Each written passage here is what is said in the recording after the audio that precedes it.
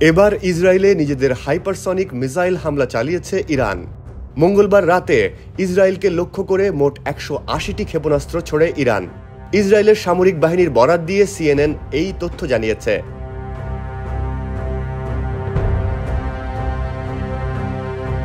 তাদের প্রাথমিক হিসাব অনুযায়ী ইরানের হামলায় কেউ হতাহত হয়নি।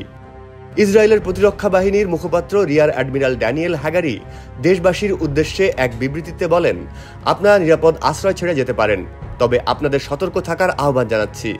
এদিকে এই ঘটনায় ইরানের বিরুদ্ধে কড়া হুঁশিয়ারি দিয়েছে ইসরায়েলি প্রধানমন্ত্রী বেনিয়ামিন নেতানিয়াহু। নেতানিয়াহু বলেন, ইরান আজ বড় ভুল করে ফেলেছে, এজন্য দেশটিকে চড়া মূল্য দিতে হবে।